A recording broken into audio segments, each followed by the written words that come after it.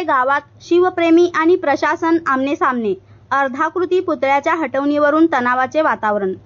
टाकोडे गावातील एका सार्वजनिक जागेत काही शिवभक्तांनी रात्रीच्या सुमारास छत्रपती शिवाजी महाराजांचा अर्धाकृती पुतळा उभारला। याबाबतची माहिती प्रशासनाला सकाळी मिळाल्यानंतर प्रांताधिकारी मौसमी चौगुले आणि तहसीलदार तत्काळ गावात दाखल झाले। प्रशासनाने हा पुतळा विनापरवाना उभारण्यात आल्याचे सांगत तो काढून घेण्याचे आवाहन केले।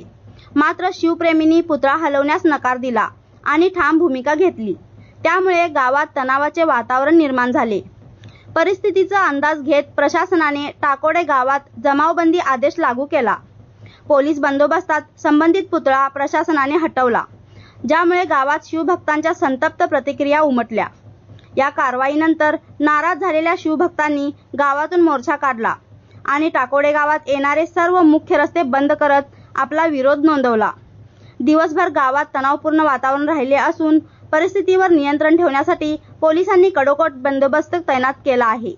MS51 न्यूज करिता मुबारक शेख।